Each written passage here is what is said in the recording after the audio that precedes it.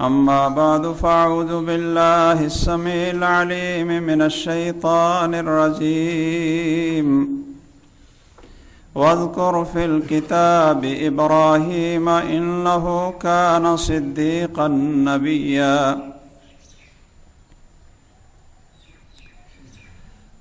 سامعین محترم، اللہ تعالی اپنے پیارے پیغمبر محمد الرسول اللہ صلی اللہ علیہ وسلم کو حکم دے رہے ہیں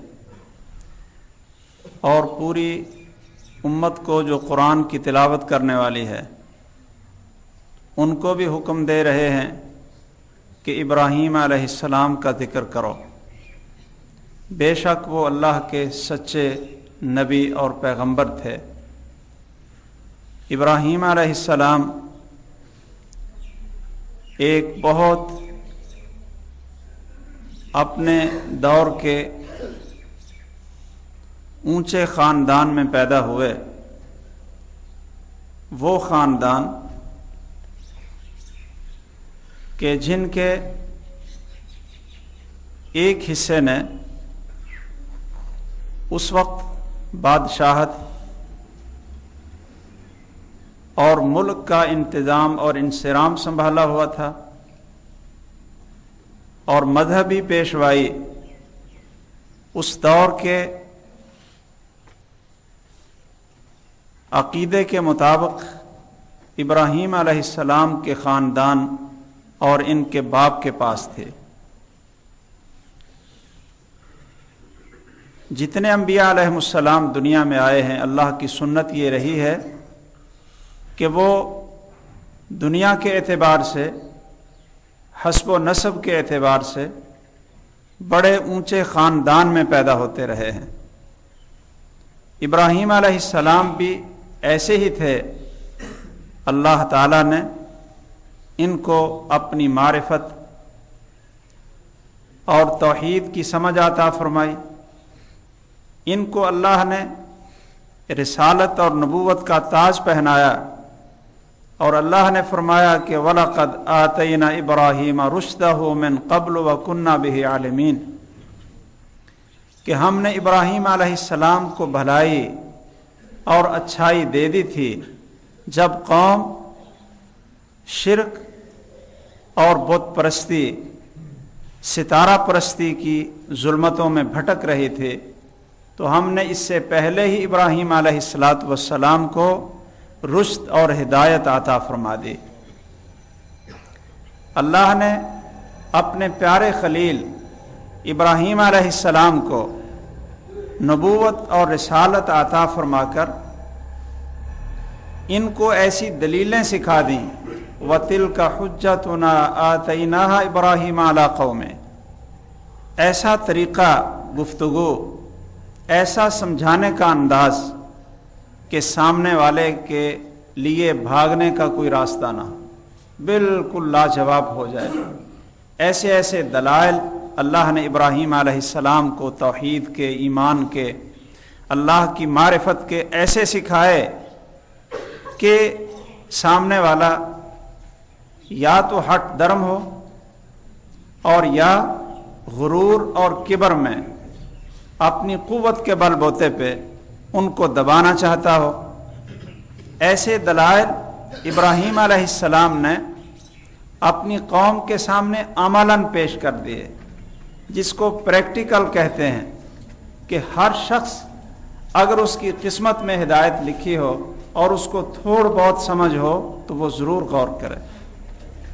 آئیے دیکھیں کہ اس شخص نے، جس کو اللہ نے ہمارے لیے نمونہ بنایا اور ہمیں حکم دیا کہ تم ابراہیم کا ذکر بھی کرو، ان کی سیرت بیان کرو اور ان کو اپنے لیے آئیڈیل بناؤ، ان کا دین حنیف اور ان کی ملت یہ تمہارے لیے بہترین ہے، اسی کی پیروی کرو۔ آئیے دیکھیں کہ انہوں نے یہ دعوت، اللہ کے دین کی دعوت، توحید کی دعوت کیسے معاشرے میں، کیسے گھر میں، کیسے خاندان میں آگے پہنچائی اور کیسے انداز سے پہنچائی۔ سب سے پہلے وہ دعوت کا آغاز اپنے گھر سے ہی کرتے ہیں۔ اور بھائیوں، کوئی سچا آدمی جو اپنی بات میں سچا ہو، اپنی دعوت میں سچا ہو، تو اس کو چاہیے کہ وہ سب سے پہلے اپنی ذات اور پھر اپنا خاندان، اپنا گھر، اپنے گھر کی چار دیواری، اس میں سب سے پہلے نظر دوڑائے اور پھر پوری قوم کو خطاب کرے۔ اللہ نے یہی حکم محمد الرسول اللہ صلی اللہ علیہ وسلم کو دیا، وَأَنذِرْ عَشِيرَتَكَ الْأَقْرَبِينَ، کہ اپنے سب سے قریبی خاندان اور رشتہ داروں کو اللہ کے عذاب سے ڈراؤ۔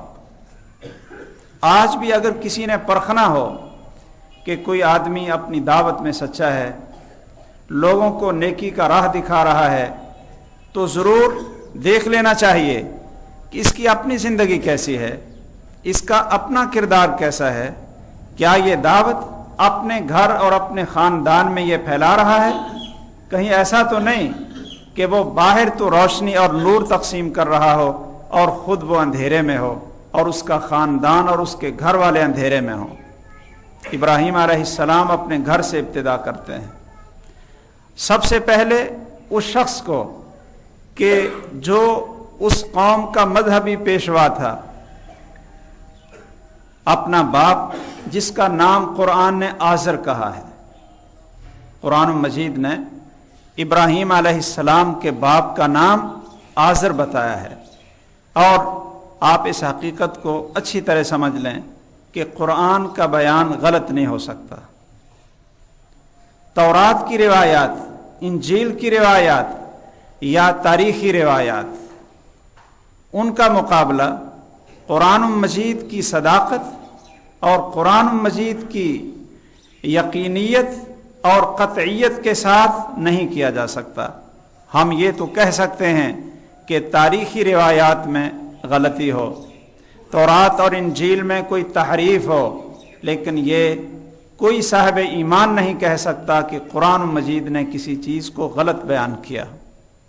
تو قرآن میں اللہ نے ابراہیم علیہ السلام کے باپ کا نام آزر کہا ہے، وَإِذْ قَالَ إِبْرَاهِيمُ لِأَبِيهِ آزر، کہ ابراہیم علیہ السلام نے اپنے آزر باپ کو مخاطب کیا۔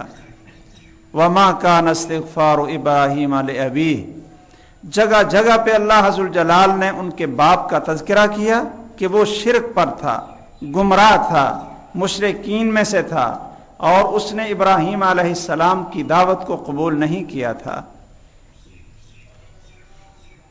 یہ ایسا گھر تھا کہ جہاں بتوں کی پوجا ہی نہیں ہوتی تھی، بلکہ بت گر بھی تھے، بنا کر فروخت کیا کرتے تھے۔ ابراہیم علیہ السلام نے بڑے پیارے انداز میں، دیکھیں یہ چیز ہمیں دوسرے کو دعوت کا انداز بھی بتاتی ہے کہ کسی کو آپ نے نیکی کی دعوت دینی ہے تو اس کو مخاطب کیسے کریں، آپ انداز کیسے اختیار کریں۔ بار بار کہتے ہیں ابراہیم علیہ السلام یا ابتی، اے میرے ابا جان، بار بار یہ نہیں کہا کہ اے کافر، اے مشرک، نہیں، اے میرے ابا جان، انی قد جاءنی من العلم ما لم یاتک، مجھے اللہ نے وہ علم عطا کیا جو تیرے پاس نہیں ہے، فاتبعنی، مجھے اللہ نے نبی بنایا۔ باپ کا مقام اپنی جگہ پہ، لیکن فاتبعنی اہدک صراطا سویا، میری پیروی کرو، میں تمہیں سیدھے راستے پہ لے کر چلوں گا۔ اے میرے ابا جان، لا تعبد الشیطان، شیطان کی عبادت نہ کرو۔ آپ اس لفظ پہ غور کریں، کیا دنیا میں کبھی کوئی شیطان کی عبادت بھی کرتا ہے؟ کون شخص ہے کہ جو کہے کہ میں شیطان کو سجدہ کروں گا، شیطان کا حکم مانوں گا؟ آپ مشرکین مکہ کا انداز دیکھیں، کیا مشرکین مکہ وہ کوئی شیطان کو سجدہ کرتے تھے اور یہ عقیدہ رکھتے تھے کہ ہم شیطان کی پوجا کریں گے اور ہمارا معبود شیطان ہے؟ ایسا نہیں تھا۔ ابراہیم کا باپ بھی یہ نہیں سمجھتا تھا کہ میرا معبود اور میرا رب شیطان ہے، ابلیس ہے، اور میں اس کے لیے نماز پڑھوں، اس کو سجدہ کروں۔ آپ غور کریں کہ ابراہیم علیہ السلام نے یہ کیوں کہا، حالانکہ وہ ستارے کی پوجا کرتے یا اپنے ہاتھوں سے بت تراش کر اپنے رب اور خدا بنا کر ان کی پوجا کرتے تھے، شیطان کو سجدہ نہیں کرتے تھے. لیکن ابراہیم علیہ السلام کہہ رہے ہیں کہ تم شیطان کی عبادت کرتے ہو، لا تعبدوا الشیطان، شیطان کی عبادت نہ کرو. اس سے ہمیں ایک بات کی سمجھ آئی، کیا کہ جس کا حکم مانے عبادت اس کی ہوتی ہے. شیطان کا حکم مان کر جب بتوں کو سجدہ کیا اور آگ کو سجدہ کیا تو اتباع کس کی؟ شیطان کی. اور سجدہ کسے کیا؟ بتوں کو سجدہ کیا اور ستارے کو سجدہ کیا. شیطان کی اطاعت میں اور اتباع میں ستارے کو معبود بنایا تو ستارہ بھی معبود بنا، اور جس کے حکم سے اس کو معبود بنایا تھا وہ بھی معبود بنا، اس لیے کہ اس کی بات مان لی تھی، اس کی اطاعت کی تھی. تو پتہ چلا کہ جس کی مطلق اطاعت کی جائے اس کی بھی انسان عبادت کر رہا ہوتا ہے. اس لیے ہمیں اللہ کی اطاعت کا حکم ہے، اور اللہ کے حکم سے محمد الرسول اللہ صلی اللہ علیہ وسلم کی اطاعت کا حکم ہے. ہم کن کی اطاعت کرتے ہیں؟ اللہ کی اطاعت کرتے ہیں، اس کا حکم مانتے ہیں. اور محمد الرسول اللہ صلی اللہ علیہ وسلم کا حکم کیوں مانتے ہیں؟ کہ اللہ نے کہا ہے کہ ان کا حکم بھی مان لو. تو کسی کی اطاعت اور تابعداری، اتباع، وہ مطلق اللہ کے حکم کے بغیر یہ ایسے ہے کہ جیسے اس کی عبادت ہو رہی ہے.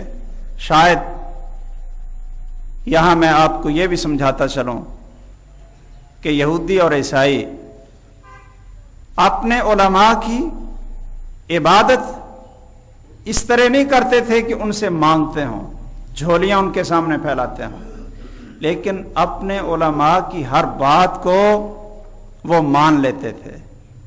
جس کو حلال کہتے اس کو حلال کہہ دیتے تھے، جس کو ان کے علماء حرام کہیں اس کو حرام کہہ دیتے تھے، اگرچہ اللہ کے حکم کے الٹ کیوں نہ ہو. تو یہ ان کی عبادت تھی اور ان کو الہ بنایا. اتخذوا احبارہم ورہبانہم اربابا من دون اللہ، کہ یہودیوں اور عیسائیوں نے اپنے علماء کو اور اپنے پیروں کو رب بنا لیا. کیسے رب بنایا؟ کہ ان کی تقلید کی، ان کی اتباع کی، ایسی اتباع کہ جو ان کے تورات اور انجیل کے خلاف بھی ہوتی تھی، لیکن آنکھیں بند کر کے اپنے مولوی اور پیروں کے پیچھے چل پڑتے تھے. اس کو اللہ ذو الجلال نے شرک قرار دیا، اور اس کو اتخذوا اربابا یا ابتی لا تعبد الشیطان، اے میرے ابا جان شیطان کی پوجا نہ کرو.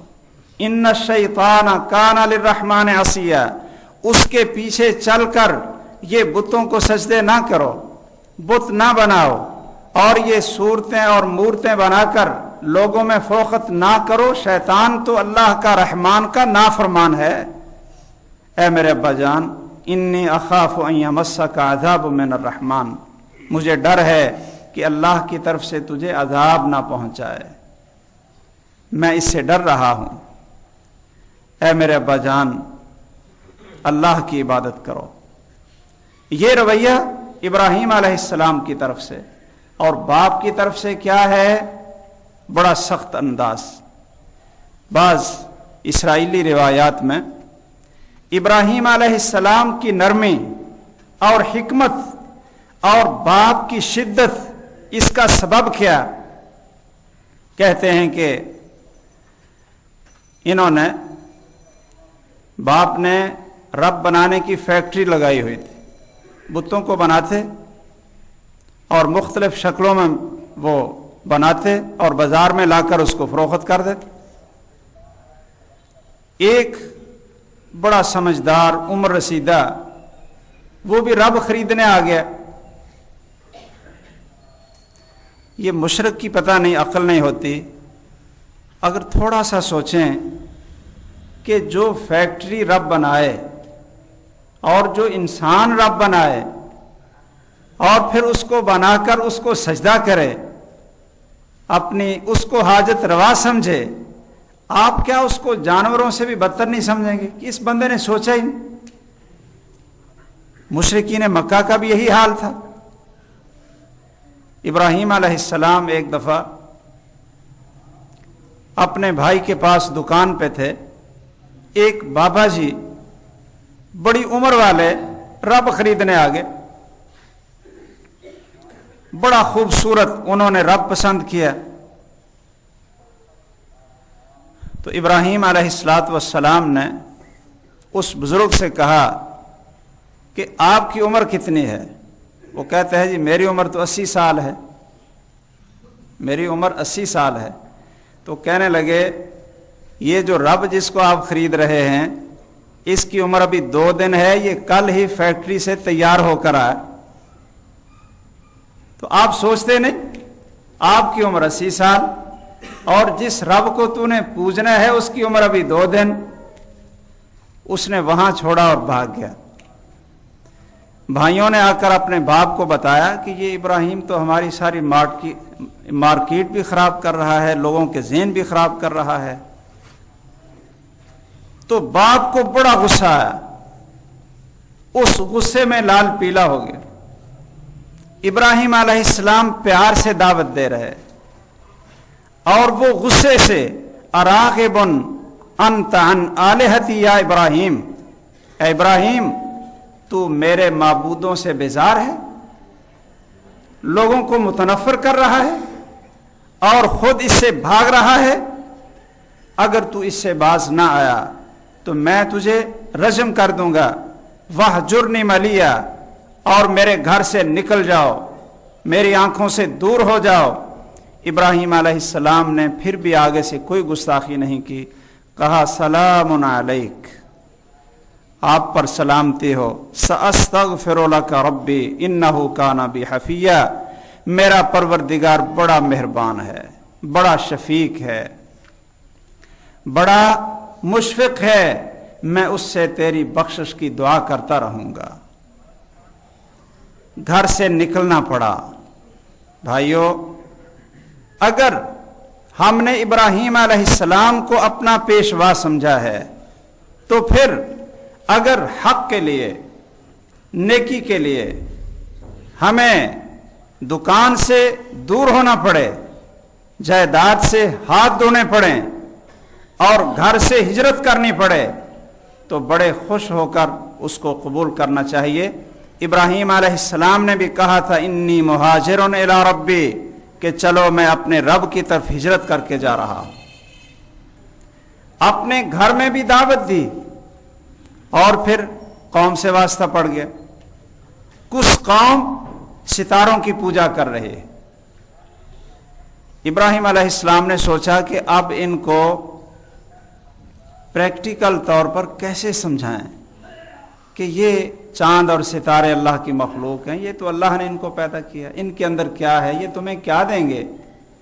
لیکن سوچتے رہے کہ طریقہ کیا اختیار کریں۔ آخر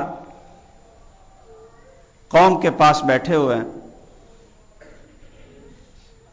شام کا وقت ہے، ستارہ نکلا، دیکھا تو اپنی قوم کو کہنے لگے کہ یہ بڑی بلندی پہ بڑا خوبصورت چمک رہا ہے، یہ رب ہو، یہ میرا پروردگار۔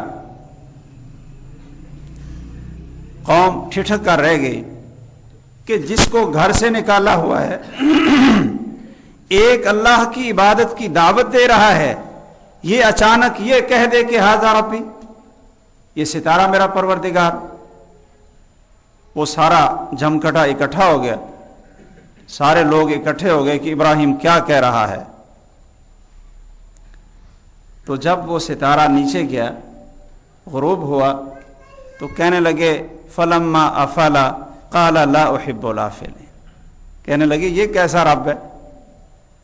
جب چمک رہا تھا تو چلو اس سے کوئی کچھ مانگے، لیکن اب یہ ڈوب گیا، غروب ہو گیا، اس کے اندر تغیر آ گیا، تبدیلی آ گئی، اب کس سے مانگیں؟ لا احب الافلین، میں ایسے الہ ماننے کے لیے تیار ہی نہیں ہوں، ان سے پیار ہی نہیں رکھتا جو غروب ہو جانے والے ہیں۔ یہ کیسا مشکل کشا کہ کبھی زندہ اور کبھی مردہ، زندہ ہو تو وہ جسم کو ہاتھ نہ لگانے دے، اور جب مر جائے تو پھر خود اس کو غسل دیں، خود اس کو کفن پہنائیں، خود اس کو اٹھا کر یہ قبر میں دفن کریں، اور دفن کرنے کے بعد پھر وہ مشکل کشا بن۔ کوئی عقل، کوئی سوچ؟ کہنے لگے لا احب الافلین، کہ جو غروب ہو جائے اس سے میں محبت نہیں کرتا۔ ستارہ غروب ہوا ہے تو چاند نکلا، کہنے لگے چلو یہ اس سے بڑا ہے، اس کی روشنی بڑی ہے، ھذا ربی۔ قوم پھر کہنے لگی کہ یہ پہلے اللہ کو معبود مانتا ہے، اب یہ کہتا ہے چاند اس سے زیادہ روشنی والا ہے، چلو چاند کو ہی رب بنا لے۔ بڑے ہوشیار ہیں، اب چاند بھی چاہ رہا ہے۔ جب چاند غروب ہوا تو کہنے لگے نہیں، یہ بھی رب نہیں ہو سکتا۔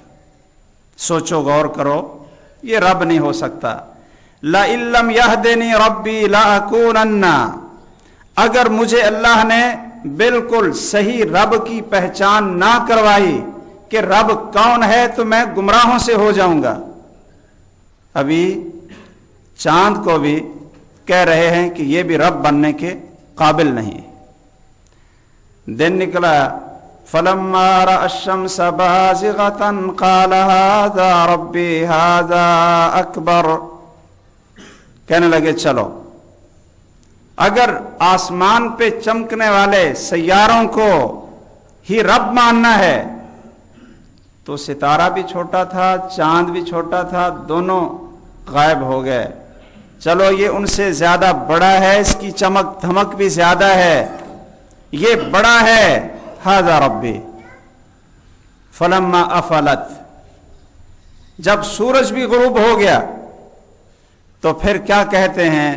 مقصد ان کا کیا تھا، انداز تھا، کہتے ہیں یا قوم انی بریء مما تشرکون، اے میری قوم تم سارے اکٹھے ہو گئے ہو تو سن لو، تم نے آنکھوں سے دیکھ لیا کہ ستارہ نکلا غروب ہوا، چاند نکلا غروب ہوا، سورج نکلا غروب ہوا، یاد رکھو انی بریء مما تشرکون، جو بھی تم اللہ کے ساتھ شریک بنا رہے ہو میں اس سے بیزار ہوں، ایسی چیزوں کو رب ماننے کے لیے تیار نہیں ہوں۔ انی وجہت وجہی للذی فطر السماوات والارض حنیفا، میں کس کو رب مانتا ہوں؟ جس نے زمین و آسمان کو پیدا کیا ہے، یہ سورج اور چاند کو چڑھاتا ہے اور پھر اس کو غروب کر دیتا ہے، جو ان کا رب ہے میں اس کو اپنا رب مانتا ہوں۔ لا تسجدوا للشمس ولا للقمر واسجدوا للہ الذی خلقہن، کہ تم چاند اور سورج کو سجدہ کرتے ہو، اس کو سجدہ کرو جس نے ان چیزوں کو پیدا کیا ہے۔ وحاجہ قومہ، قوم نے باس مباحثہ کرنے کی کوشش کی۔ اب دیکھیں بھائیو، دلیل تو بالکل واضح تھی، ابراہیم علیہ السلام کا انداز بھی بڑا واضح تھا، لیکن جھگڑنے والے جب ہٹ درمی پہ آ جائیں اور بے عقل ہو کر وہ ایسی چیزوں کو مشکل کشا بنا لیں، ان کو اپنا معبود بنا لیں اور ان کے سامنے یہ سجدہ ریز ہو جائیں، ان سے مانگیں، تو پھر اس کا کیا علاج ہوتا ہے؟ وہ جھگڑنے لگ گئے ابراہیم علیہ السلام سے۔ ابراہیم علیہ السلام کہنے لگے وَكَيْفَ أَخَافُ مَا أَشْرَكْتُمْ وَلَا تَخَافُونَ بِاللَّهِ، تم مجھے ان سے ڈراتے ہو جن کو تم نے معبود بنایا، عارضی چیزیں، ان میں کوئی ثبات نہیں ہے، مجھے ان سے ڈراتے ہو۔ اور افسوس ہے کہ اللہ مالک الملک سے تم نہیں ڈرتے ہو، اس سے ڈرنا چاہیے تھا، اس سے تم ڈرتے نہیں اور مجھے ان ستاروں سے اور ان پتھروں سے مجھے ڈراتے ہو۔ اللہ تعالیٰ نے ابراہیم علیہ السلام کو عجیب انداز دیے۔ اس دور میں بھی، یہ حضرت نوح علیہ السلام کے دور سے، ان کے وقت سے لوگوں نے नेक लोगों के मुजस्मे बनाकर उनकी पूजा शुरू की थी। हजरत नूह अलैहिस्सलाम के दौर में ये शैतान बड़े तरीके से इंसान को फंसाता है। पहले तो ये समझा, लोगों को समझाया कि ये जो बड़े नेक लोग थे इनकी मुजस्मे बनाकर रख लो, ताकि जब इनको देखा करोगे तो फिर तुम्हें अल्लाह याद आ जाएगा, तो अल्लाह की इबादत कर लिया करोगे। इनकी शक्लें सिर्फ याद दहानी के लिए रख लो। वो कौम तो गुजर गई, बाद वाले आए। शैतान ने उनके दिलों में ये बात डाली कि ये बड़े नेक लोग थे, तुम इनके सामने अपनी हाजतें रखो, ये तुम्हारी अल्लाह के पास पहुंचाएंगे। शिरक शुरू हो गया। मेरे भाइयों, मुशरिकीन मक्का भी वो कोई पत्थरों को नहीं पूछते थे कि पत्थर को सजदा करें। वो एक शक्ल होती थी कि ये उस बुजुर्ग की शक्ल है जो बुजुर्ग हमारी ज़रूरतें और हाजतें हमसे लेकर रब को पहुंचाएंगे। और ये कुरान कहता है हाउलाए शुफाउना इंदल्लाह, ये तो हमारे सिफारशी हैं। मा नअबुदुहुम इल्ला लियुक़र्रिबूना इलल्लाहि ज़ुल्फ़ा, हम तो इसलिए इनकी पूजा करते हैं कि ये हमें अल्लाह के करीब कर दें। ये सीढ़ी हैं, वास्ता हैं।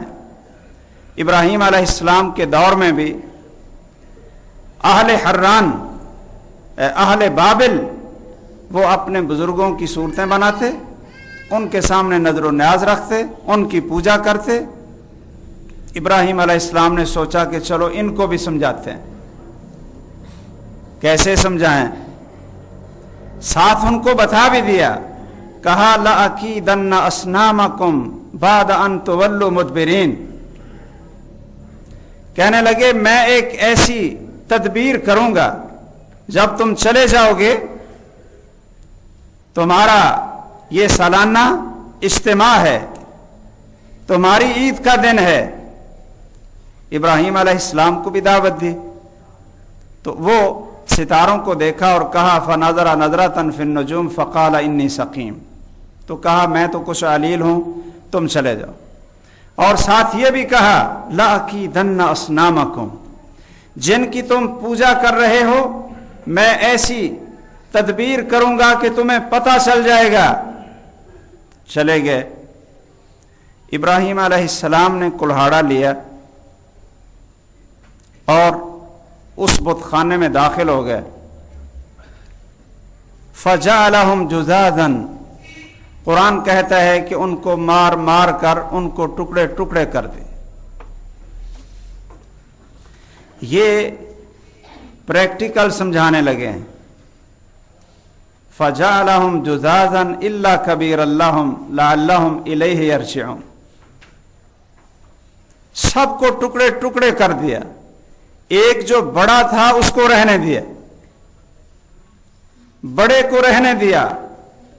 उनको पता था कि जब वापस आएंगे इसी के पास आएंगे, ये सबसे बड़ा है। जब वापस आए इब्राहीम अलैहिस्सलाम ने ये प्रैक्टिकल समझाने के लिए बड़ा अजीब अंदाज इख्तियार किया। उनके आगे चीजें रखी हुई थी। कैसे बेवकूफ लोग थे कि पत्थरों की मूर्तें कोई चीज खाती। कहने लगे मालकुम लातन फ़क़ाल अला ताकुलून, उन पत्थरों की मूर्तियों को, उन बुतों को कहते हैं कि तुम खाते क्यों नहीं हो? भाई इतनी अच्छी अच्छी चीजें सामने पड़ी हों तो खाए ही ना। मालकुम ला तंतिकून, जवाब क्यों नहीं देते हो? पकड़ा कुल्हाड़ा और मारना शुरू कर। एक बड़ा रहने दिया। कुरान कहता है जब वो लोग वापस आए ना, उन्होंने हाल देखा, सोचने लगे मन फ़अलहु, ये किसने किया है? दूसरे लोग कहने लगे कि एक नौजवान है, वो इस तरह धमकियां देता था। समेना फतन यज़कुरुहुम युक़ालु लहु इब्राहीम, एक नौजवान है, ऐसी अल्लाह ने एक को बाप, शाही खानदान, बादशाह और पूरी कौम उसके साथ एक टकरा रहा है अल्लाह की दलीलें और हुज्जत लेकर। انسان میں بیان کی، حق کو بیان کرنے کی ہمت ہونی چاہیے۔ بھائیو، یہ وہ دور ہے کہ اچھائی کی دعوت دینے والے شرما رہے، بزدل اور خوفزدہ، اور شیطان کا لشکر برائی کی دعوت دینے والے، شیطان کی آواز آگے پہنچانے والے بڑی جرت اور ہمت کے ساتھ۔ یہ ابراہیم کا اسوہ نہیں ہے۔ اچھائی اور نیکی کی دعوت دینے والوں کو بھی چاہیے کہ اپنے اندر جرت پیدا کریں، حق کو بیان کرنے کے لیے ڈٹ جائیں۔ حفاظت اللہ ذوالجلال کرتے ہیں۔ ایک اکیلے ابراہیم ساری قوم اور شاہی خاندان اور یہ مذہبی پیشوا سارے ایک طرف کہتے ہیں جی ایک نوجوان ہے جو یہ کہتا رہتا ہے کہ کچھ نہیں کرتے، یہ کوئی نفع نہیں دیتے، کوئی نقصان نہیں دیتے، اور میں ایک تدبیر کروں گا، اس کو ابراہیم کہتے ہیں۔ بڑے بڑے سردار اور جو اس دور کے پادری پیشوا کہنے لگے فَأْتُوا بِهِ عَلَىٰ أَعْيُنِ النَّاسِ لَعَلَّهُمْ يَشْهَدُونَ، کہنے لگے اب اس کو کسی کمرے میں الگ کر کے سزا نہیں دینی، سامنے لاؤ تاکہ سارے لوگ دیکھیں کہ اس کو سزا مل رہی ہے، اس کو نشانہ عبرت بنائیں۔ تو ابراہیم علیہ السلام کو نشانہ عبرت جو بنانا ہی تھا انہوں نے، لیکن ابراہیم علیہ السلام بھی اسی چیز کے انتظار میں تھے کہ سارے اکٹھے ہو جائیں۔ وہ بھی اسی ٹو میں تھے۔ اعلان ہو گیا کہ جی بندہ پکڑا گیا، اس جرم کی سزا ملے گی۔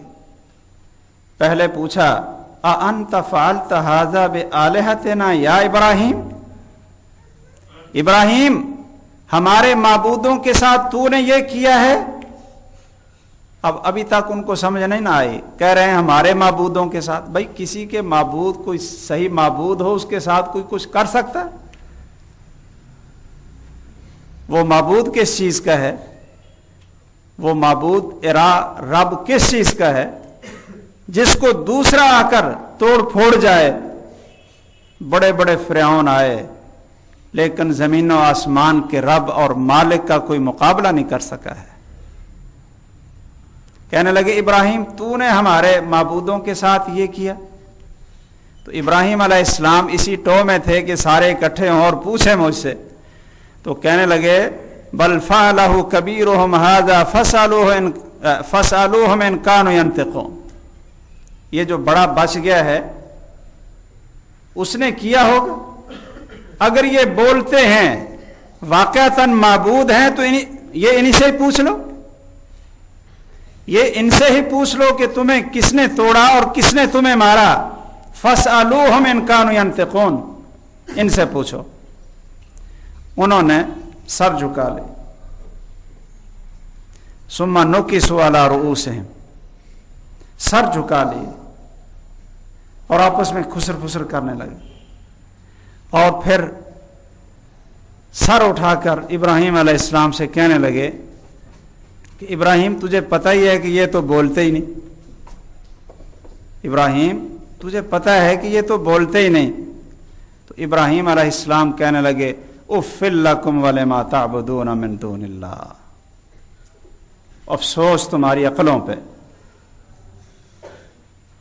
افسوس، حسرت تمہاری سمجھ پہ اور اس چیز پہ بھی کہ تم جس کی پوجا کر رہے ہو وہ بول ہی نہیں سکتا، کیسا رب اور کیسا معبود جو اپنا دفاع نہ کر سکے۔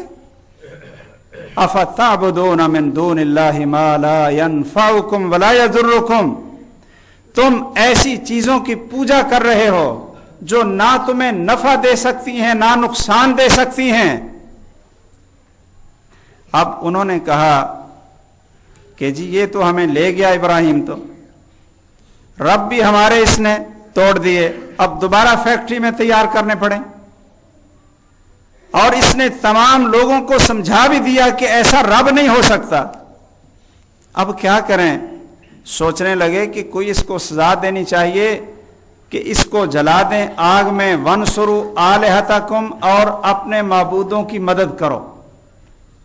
یہ لفظ بھی بڑا قابل غور ہے، اور ان کی عقل پہ یہ افسوس۔ کہتے ہیں اپنے معبودوں کی مدد کر لو، ابراہیم سے اپنے معبودوں کو بچاؤ۔ جس کو بندے نے بچانا ہو، بھئی معبود تو اس لیے ہوتا ہے کہ بندے کو بچائے، جب مصیبت آئے، پریشانی آئے تو وہ معبود بندے کو بچائے، اپنے ماننے والے کو بچائے۔ اور جب رب ایسا ہو کہ اس کے ماننے والے اس کی مدد کریں اور اس کو بچائیں، کیا پھر عقل نہیں آتی؟ وہ کہنے لگے ابراہیم کو جلاؤ، اس کو سزا دو، وَانْصُرُوا آلِهَتَكُمْ، اپنے معبودوں کی مدد کرو، ان کو بچاؤ۔ تو بھائی مشکل کشا پھر معبود ہوئے یا اس کی پوجا کرنے والے، اس کو بچانے والے؟ یہ مشکل کشا ہوا۔ بادشاہ نے جب یہ شور اور غوغا سنا اور یہ تحریک سنی، اس نے سوچا کہ اگر ابراہیم کا راستہ نہ روکا گیا تو یہ تو پوری قوم کو بغاوت پہ آمادہ کر دے گا اور میری بادشاہت بھی خطرے میں پڑ جائے گی۔ چنانچہ اس نے ابراہیم علیہ السلام کو بلایا۔ اب قوم بھی، باپ بھی، اپنا خاندان بھی، بھائی بھی اور بادشاہ بھی مخالف ہو جائے تو بھائیو، ابراہیم علیہ السلام جرأت اور بیان حق کا مظاہرہ کرتے ہوئے بھاگ نہیں جاتے۔ وہ بھی اسی ایسے موقع کے انتظار میں تھے کہ بادشاہ بھی بلائے۔ بادشاہ نے بلایا، تیسرے پارے نے اللہ نے اس کا ذکر کیا، أَلَمْ تَرَ إِلَى الَّذِي حَاجَّ إِبْرَاهِيمَ فِي رَبِّهِ، کہ آپ نے اس شخص کو نہیں جانا کہ جو ابراہیم علیہ السلام سے جھگڑ رہا تھا پروردگار کے بارے میں۔ چلے گئے ابراہیم علیہ السلام، اور آپ بھی شاہی خاندان کے چشم و چراغ تھے، اور وہ نمرود اتنا سرکش تھا اور اتنا متکبر تھا کہ وہ لوگوں سے کہتا تھا کہ میں تمہارا رب ہوں، میں تمہارا مالک ہوں۔ اتنا اکھڑ اور اتنا سرکش۔ ابراہیم علیہ السلام سے جب اس کی گفتگو ہوئی تو ابراہیم علیہ السلام سے اس نے پوچھا، أَلَمْ تَرَ إِلَى الَّذِي حَاجَّ إِبْرَاهِيمَ فِي رَبِّهِ أَنْ آتَاهُ اللَّهُ الْمُلْكَ إِذْ قَالَ إِبْرَاهِيمُ رَبِّيَ الَّذِي يُحْيِي وَيُمِيتُ۔ کہنے لگا ابراہیم تیرا کیسا رب ہے جس کو تو پوچھتا ہے؟ تو ابراہیم علیہ السلام کہنے لگے کہ میرا رب وہ ہے جو زندہ کرتا ہے اور مارتا ہے۔ یہ شخص سرکش، باغی اور بادشاہ ہونے کے باوجود لگتا ہے کہ بے عقل بھی تھا، اس کو سمجھ بھی نہیں تھی۔ فٹ کہتا ہے انا احیی و امیت، اگر تیرے رب کی یہ صفت ہے کہ وہ زندہ کرتا اور مارتا ہے تو یہ کام تو میں بھی کر لیتا۔ اس نے جس کو پھانسی کی سزا تھی اس کو چھوڑ دیا اور بے گناہ کو قتل کر دے۔ آپ ذرا غور کریں کہ زندگی اور موت اسے کہتے ہیں۔ ابراہیم علیہ السلام کا تو یہ مقصد تھا کہ آدم علیہ السلام سے لے کر آج تک بڑے بڑے انبیاء بھی آئے اور بڑے بڑے اللہ کے سرکش اور باغی بھی آئے، اللہ نے سب کو موت دی ہے۔ یہ پہلے لوگ چلے گئے اور دوسری ان کی اولاد اور نسلیں پیدا ہوئیں، یہ زندگی ہے۔ لیکن وہ بیوقوف تھا، اس لیے ابراہیم علیہ السلام نے سمجھا کہ یہ لوگوں کو الجھانا چاہتا ہے، تو کہنے لگے میرا پروردگار وہ ہے کہ جو سورج کو مشرق سے چڑھاتا ہے اور مغرب میں غروب کر دیتا ہے۔ اب فاتح بہا من المغرب، اگر آپ رب ہیں، زمین و آسمان کے مالک ہیں، تو پھر آپ سورج کو مغرب سے لے آؤ اور مشرق میں لا کر اس کو غروب کرو۔ فبہت الذی کفر، ایسا لاجواب کیا کہ مبہوت ہو گئے، لاجواب ہو گیا۔ اللہ فرماتے ہیں کہ اللہ کافر اور ظالم قوم کو ہدایت بھی نہیں دیتے، ہدایت اس کو ملتی ہے جو سوچے اور غور کرے، جو حق کو تلاش کرنے کے لیے محنت کرے۔ آخر اس دور کے قانون کے لحاظ سے ایسے شخص کی سزا جو ان کے دین سے باغی ہو جائے، سب یہی سزا دیتے تھے کہ اس کو آگ میں جلا دیا جائے۔ چنانچہ سب نے اب اتفاق کر لیا، وہاں مذہبی پیشواؤں نے اور پوری قوم نے، ابراہیم علیہ السلام کے باپ نے اور نمرود نے، کہ اپنے معبودوں کو بچا لو، اس کی مدد کرو اور ابراہیم کو جلا دو۔ چنانچہ آگ جلنی شروع ہو گئی، ایندھن اکٹھا ہونا شروع ہو گیا، ابراہیم علیہ السلام بھاگے نہیں۔ اگر ایسا موقع آ جائے کہ حق پہ جان دینی پڑے، حق پہ جان دینی پڑے، تو بھائیوں اس سے پریشان نہیں ہونا چاہیے، خوف زدہ نہیں ہونا چاہیے، اس کو سعادت سمجھ کر اس کو قبول کرنا چاہیے۔ بھئی موت تو آئے گی نا، موت تو اپنے وقت پہ آنی ہے۔ اگر موت حق کے بیان میں آ جائے، اس سے بڑی اور کون سی شہادت ہے، اور اس سے بڑا اور کون سا جہاد ہے؟ محمد الرسول اللہ صلی اللہ علیہ وسلم نے فرمایا کہ سب سے بڑا جہاد اور سب سے عظیم جہاد یہ ہے کلمۃ حق عند سلطان جائر، کہ ظالم بادشاہ کے سامنے کلمہ حق کہنا۔ جب میدان کارزار گرم ہو تو جوش میں لڑنا، یہ بھی جہاد ہے، لیکن جب نظر آ رہا ہو کہ یہ سرکش ہے، باغی ہے، اور یہ پتہ نہیں کون سی سزائیں دے دے کر میری جان کا دشمن بنا ہوا ہے، تو وہاں کلمہ حق کہنا، محمد الرسول اللہ صلی اللہ علیہ وسلم فرماتے ہیں کہ اعظم الجہاد ہے۔ ابراہیم علیہ السلام ڈٹ گئے۔ اب ایک منجنیق انہوں نے یہ بنانی تیار کی کہ جب ایک پورا مہینہ آگ جلتی رہی ہے، اس کی تپش اتنی کہ ابراہیم کو پکڑ کر اس میں ڈال بھی نہیں سکتے ہیں، سوچ رہے تھے کہ ابراہیم کو اب اس میں ڈالیں کیسے، یہ پکڑ کر یہ قریب لے کر جائیں گے کیسے، اور آگ کے درمیان میں اس کو پھینکیں گے کیسے کہ یہ وہاں سے نکل نہ سکے۔ ایک بدبخت تھا، اس نے سب سے پہلے یہ منجنیق جو ہوتی ہے کہ دونوں طرف رسے ڈال کر درمیان میں وہ بیٹھنے کی جگہ بنائی اور اس کو گھما کر دور پھینکنے کے لیے اس نے سب سے پہلے ابراہیم علیہ السلام کو آگ میں پھینکنے کے لیے یہ منجنیق تیار کی۔ اللہ تعالیٰ نے اس کے ہاتھوں کو شل کیا اور اس کو زندہ زمین کے اندر دھنسایا۔ فرمایا محمد الرسول اللہ صلی اللہ علیہ وسلم نے کہ وہ قیامت تک آگ میں زمین کے اندر دھنستا جائے گا۔ آخر جب ابراہیم علیہ السلام کو آگ میں ڈالنے کے لیے سارا منصوبہ بن گیا تو ابراہیم علیہ السلام پتہ کیا پڑھ رہے تھے؟ آپ بھی یہ کلمہ یاد کر لیں، لا الہ الا انت سبحانک لک الحمد ولک الملک لا شریک لک۔ بڑا عظیم کلمہ ہے، اس وقت بھی اللہ کی تعریف کر رہے ہیں۔ لا الہ الا انت سبحانک لک الحمد ولک الملک لا شریک لک۔ اے اللہ تو پاک ہے، تیرے علاوہ کوئی معبود نہیں ہے۔ لک الحمد، تیری تعریفیں ہیں، اس حالت میں بھی شکر ہے، تیری تعریف حمد و ثنا ہے۔ ولک الملک، صرف تو بادشاہ ہے۔ لا شریک لک، تیرا کوئی شریک نہیں۔ جب آگ میں پھینک دیا تو وہاں جا کر پھر کیا پڑھا ابراہیم علیہ السلام نے؟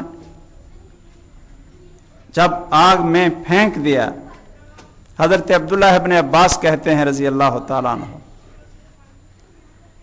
کہ یہ کلمہ ابراہیم علیہ السلام نے اس وقت پڑھا جب ان کو آگ میں ڈالا گیا، اور محمد الرسول اللہ صلی اللہ علیہ وسلم نے اس وقت پڑھا کہ جب اپنے اور بیگانے سارے دشمن بن کر مقابلے پہ آئے اور منافق کہنے لگے کہ اب مدینے کی اینٹ سے اینٹ بجا دی جائے گی، تو وہ کیا کلمہ تھا؟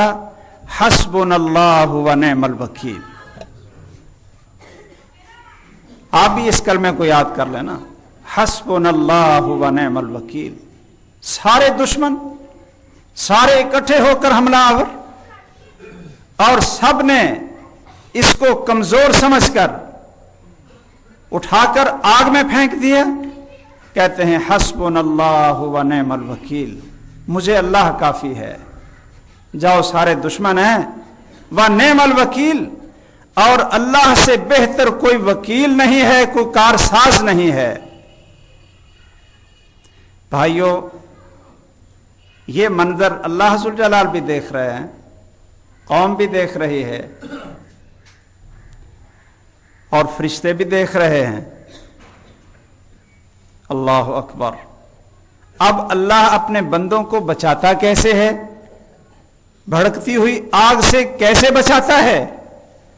اور تیز چلنے والی چھری سے، یہ چھری کے نیچے سے کیسے نکالتا ہے؟ اور طغیانی اور سرکش دریا کی لہروں سے بچا کر راستے کیسے بناتا ہے؟ جس اللہ نے کلمہ کن کہہ کر کائنات کو بنایا ہو، کیا اس کے لیے جس نے آگ میں جلانے کی تاثیر پیدا کی ہو، تو کیا وہ اس تاثیر کو ختم نہیں کر سکتا ہے؟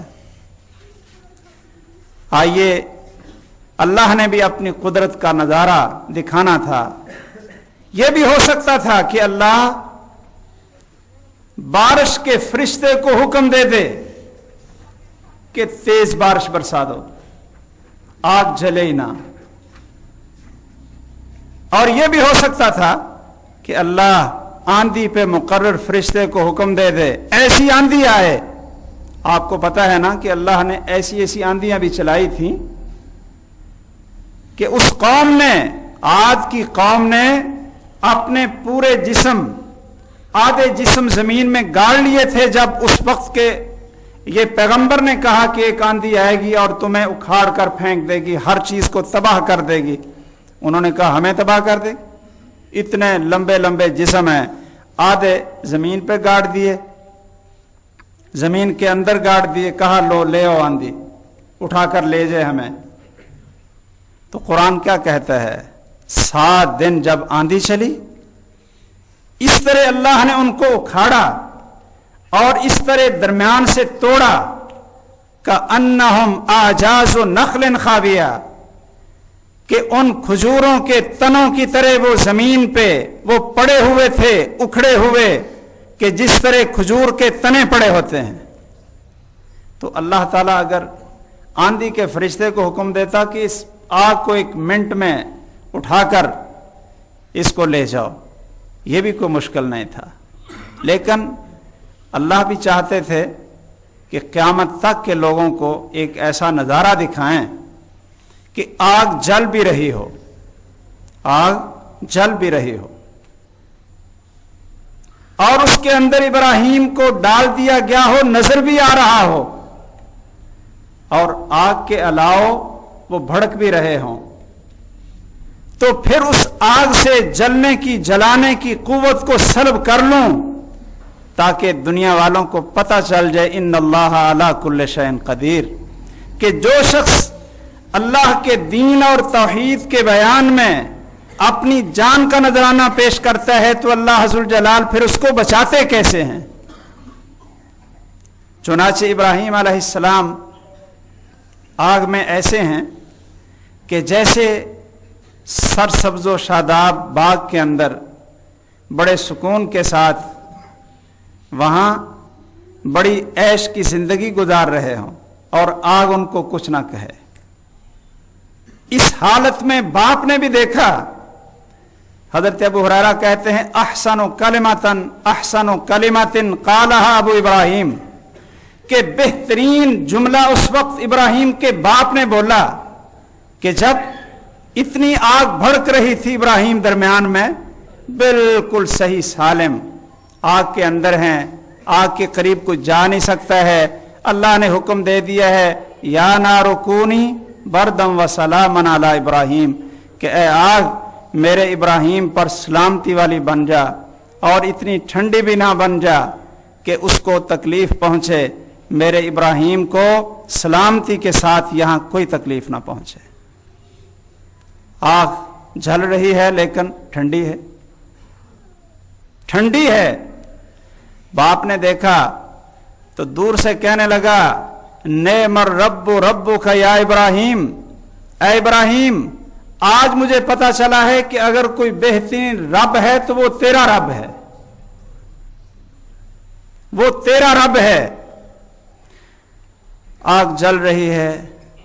एक दिन गुजरा, 2 दिन गुजरे, इब्राहिम अलैहिस्सलाम को वहां खाना भी मिल रहा है, वहां अल्लाह की इबादत भी कर रहे हैं और मौज में और बड़ी आसानी के साथ वहां रह रहे हैं। आग जल रही। आखिर मजबूर होकर कहा कि इब्राहिम को निकाल। अब कत्ल की साजिशें की। अल्लाह ने अपने प्यारे खलील को बचाया। रसूल अकरम सल्लल्लाहु अलैहि वसल्लम ने फरमाया है कि इब्राहिम की आग को जलाने में ये छपकली ने भी फूंके मारी थी। ये छपकली जो होती है इसने भी फूंके मारी थी। तमाम अल्लाह की मखलूक, हैवान भी, जानवर भी, हर चीज वो आग को बुझाने की कोशिश कर रही थी, लेकिन ये बदबख्त छपकली ऐसी थी कि यनफुखु फी नार इब्राहिम, इब्राहिम अलैहिस्सलाम की आग में फूंके मार रही थी ये और जले। इसलिए मोहम्मद रसूलुल्लाह सल्लल्लाहु अलैहि वसल्लम ने फरमाया कि तुम्हें जहां भी छपकली नजर आ जाए इसको मार डालो। हजरत आयशा रजी अल्लाह तआला अन्हा ने अपने घर में एक नेजा रखा हुआ था, एक लाठी रखी हुई थी। तो एक खातून आई, कहने लगी अम्मा जान ये लाठी किस लिए इतनी लंबी रखी है? तो हजरत आयशा कहने लगी आपको नहीं पता, इसके साथ मैं छपकलियां मारती हूं। मोहम्मद रसूलुल्लाह सल्लल्लाहु अलैहि वसल्लम ने फरमाया था कि इसको जहां देखो इसको कत्ल कर दो। ये इब्राहिम अलैहिस्सलाम की आग पे फूंके मार रही थी और आपने फरमाया कि जो पहली मार में ही इसको मार डाले उसको 100 नेकी मिलती है, पहली दफा ही। और अगर एक दफा बचकर निकले, दूसरी दफा आप उसको मारें और वो मर जाए तो फिर 50 नेकियां मिलती हैं। ये आपने नेकियों में इजाफा इसलिए कर दिया कि बस थोड़ी सी गफलत हुई नहीं और ये भागी नहीं। ऐसी ये शैतान और शरीर है कि बड़ी मुश्किल से हाथ में आती है। तो अब छपकली को मारने के लिए बड़ा अच्छा जो तरीका है ना, इससे आपका निशाना भी सही होगा। ये जो शरले वाले ये जो गन है ये अपने घर में रखें। वैसे तो असला रखना चाहिए, ये मोमन का एक जेवर है और सही ट्रेनिंग भी लेनी चाहिए, लेकिन चलो कम से कम इतना तो कर लो कि निशाना सही लगे। और जितनी मारेंगे, एक को मारने में 100 नेकियां, 100 दर्जे अल्लाह हस्सुल जलाल अता फरमा देंगे। भाइयों, ये हमारे इब्राहिम अलैहिस्सलाम थे। इन्होंने कैसे अल्लाह की बंदगी की, कैसे अल्लाह ने आजमाया।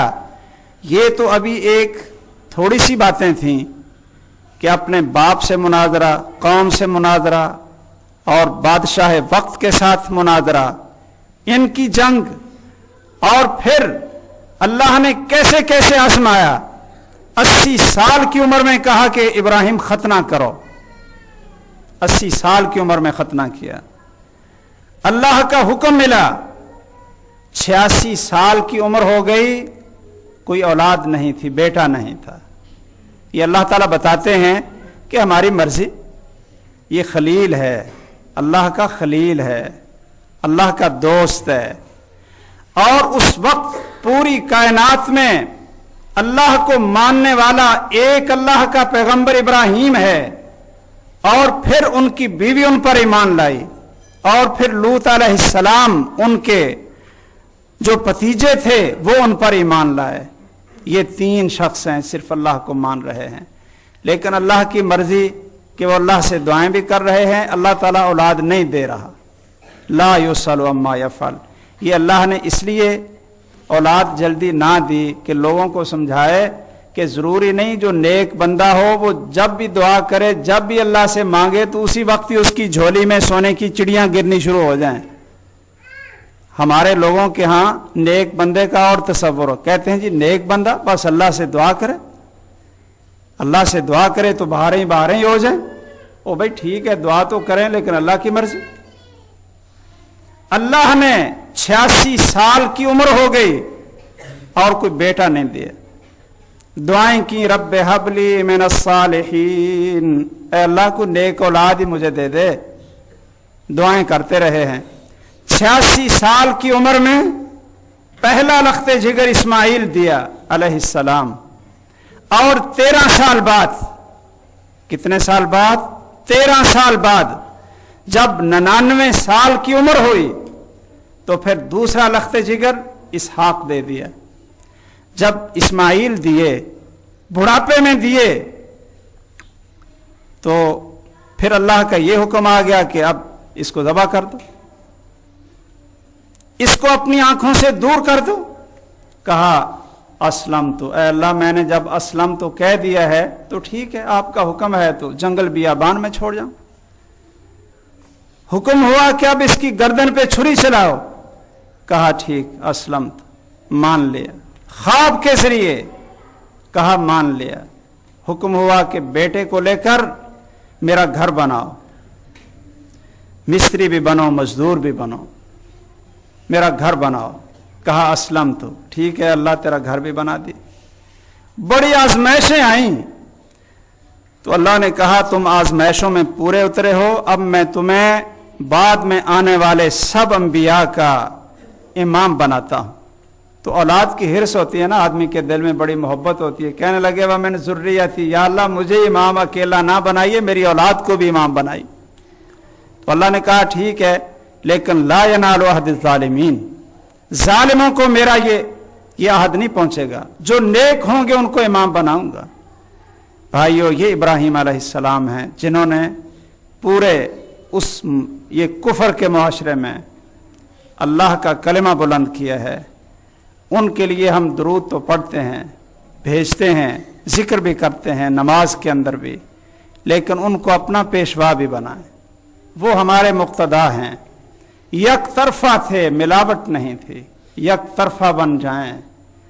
یہ مکس اور جز وقتی دین یہ ابراہیم علیہ السلام کا دین نہیں تھا۔ آپ کل وقتی مسلم بنیں، کل وقت 24 گھنٹے مسلم رہیں، اور جو بھی اللہ کا حکم آئے اپنا سر اس کے سامنے جھکائیں۔ یہ ابراہیم علیہ السلام کی دعوت ہے، یہ ان کا اعلان تھا، اور یہ ان کی ہمارے لیے بھی دعائیں تھیں، ہمارے لیے بھی یہی دعائیں تھیں وَمِن ذُرِّيَّتِنَا أُمَّةً مُسْلِمَةً لَكَ، امت مسلمہ کو پیدا فرما دے۔ اللہ تعالی ہمیں توفیق دے کہ ان انبیاء کے تذکرے پڑھیں بھی اور سنیں بھی، اور ان کو اپنے لیے نمونہ بنا کر ان کے نقش قدم پہ چلیں۔ آمین وآخر دعوانا الحمدللہ رب العالمین۔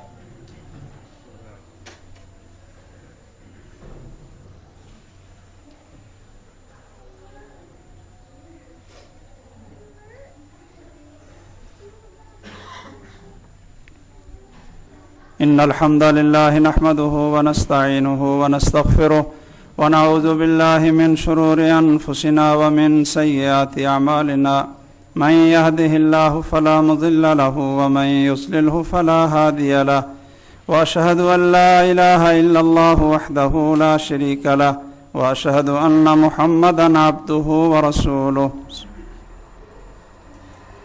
اگلا جمعہ ذوالحجہ کا چاند نکلنے کے بعد ہی آئے گا، تو یہ مسئلہ آپ سمجھ لیں کہ جس نے قربانی دینی ہے، جس کا قربانی کرنے کا ارادہ ہے، اس کو چاہیے کہ جب ذوالحجہ کا چاند نکل آئے تو پھر جسم کے کسی حصے سے بال اور ناخن نہ اتارے۔ رسول اکرم صلی اللہ علیہ وسلم نے فرمایا ہے جب ذوالحجہ کا چاند نکل آئے اور تمہارا قربانی کرنے کا ارادہ ہو تو اپنے جسم کے بال اور ناخن یہ آپ نہ کاٹیں، بلکہ آپ نے کہا کہ لا یمسن من شعرہ ولا من اظفارہ شیئا۔ شیئا کا کیا معنی ہے؟ کچھ بھی، ایک بھی بال خود نہ کاٹیں اور ناخن تھوڑا سا بھی نہ کاٹیں، بال شیئا آپ کچھ بھی نہ کاٹیں۔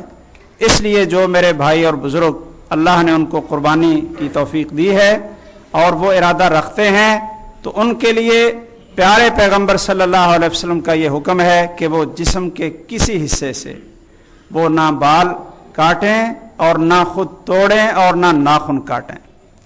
آئندہ جمعے میں قربانی کے مسائل انشاءاللہ اللہ تعالیٰ نے زندگی رکھی اور توفیق دی تو قربانی کے مسائل تفصیل سے میں بیان کروں گا۔ ایک اعلان ہے آپ حضرات کے لیے، آپ جانتے ہیں کہ کشمیر اور سرحد کے بعض علاقوں میں جو بھی آفت آئی اور سارے مسلمانوں نے اور خصوصاً یہ پاکستان میں ہمارے مسلمان بھائیوں نے بڑی جانثاری کے ساتھ اور میں سمجھتا ہوں کہ اپنی استطاعت سے بڑھ کر کئی لوگوں نے قربانی پیش کی اور بہت یہ تعاون کیا ہے، لیکن ان کی ضرورتیں ابھی پوری نہیں ہوئیں۔ یہ ایک مسلسل عمل ہے، اللہ تعالیٰ توفیق دے ہمارے بھائیوں کو بھی اور اللہ اپنی رحمت فرمائے کہ ان کی ضروریات کو اپنی رحمت کے خزانوں سے پورا فرمائے۔ آج کے اعلان کا مقصد یہ ہے کہ قربانی تو آپ حضرات ادھر کرتے ہیں اور کئی بھائی ایک سے زیادہ قربانیاں بھی کرتے ہیں، تو پچھلے سالوں کی طرح یہ پچھلے سال تو یہ ہوتا تھا کہ جو کشمیر سے مہاجرین آتے تھے ان کے لیے یہاں سے قربانیاں بھیجتے تھے۔ اس دفعہ یہ پروگرام ہے کہ یہ مظفر آباد، باغ اور سرحد کے بالا کوٹ کے علاقے میں کچھ قربانیاں یہاں سے بھیجی جائیں۔ اور پہلے یہ ہمارے ساتھیوں نے اس کا جو ریٹ مقرر کیا وہ 5000 بکرے کا تھا، لیکن بعد میں مشورہ کر کے کہنے لگے کہ چلو چھوٹے بکرے وہاں ذبح کر لیں گے، تو 4000 روپیہ بکرے کی قربانی کا اور 2500 روپیہ گائے کی قربانی کا۔ تو آپ بھائی یہاں اپنے گھر میں بھی ایک ایک قربانی کریں اور باقی جو قربانیاں ہیں وہ آپ یہ کشمیر میں اور سرحد کے ان متاثرین علاقوں میں بھیج دیں۔ ان لوگوں کا آپ کو پتہ ہے کہ ان کو ہر چیز کی ضرورت ہے اور ان کی ہر چیز ہی تباہ ہو گئی، گھر بھی نہیں رہے اور کھانے پینے کی چیزیں بھی نہیں رہیں۔ آپ کو میں بھی یہ بتاتا رہا ہوں اور بلکہ 3 دفعہ یہاں سے آپ حضرات سے تعاون بھی لیا اور وہاں اللہ کے فضل سے بھیجا ہے۔ تو آج یہ بھی اعلان ہے کہ عید سے 2 دن پہلے تک آپ بھائی جو بھی وہاں قربانی بھیجنا چاہتا ہے تو وہ 4000 روپیہ چھوٹی قربانی کا اور 2500 روپیہ گائے کی قربانی کا وہ ادھر جمع کرا دے میرے پاس۔ ہمارے اور آپ جانتے ہیں مولانا نجیب اللہ طارق صاحب، ہم نے یہ پروگرام بنایا ہے کہ خود جا کر وہاں سے جانور لے کر خیموں میں اور لوگوں میں قربانی کریں گے اور تقسیم کریں گے۔ تو آپ سارے بھائی اس کے اندر آپ حصہ ڈال لیں، یہ بھی ایک تعاون کی بہت اچھی شکل ہے، اللہ تعالیٰ قبول فرمائے۔ اللہم انصر الاسلام والمسلمین، اللہم دمر اعداء الدین، اللہم انصر من نصر دین محمد صلی اللہ علیہ وسلم واجعلنا منہم، واخذل من خذل دین محمد صلی اللہ علیہ وسلم ولا تجعلنا منہم، اللہم اکفنا بحلالک عن حرامک واغننا بفضلک عن من سواک، وصلی اللہ علی سیدنا محمد وآلہ واصحابہ اجمعین۔ اقول قولی ھذا واستغفر اللہ لی ولکم۔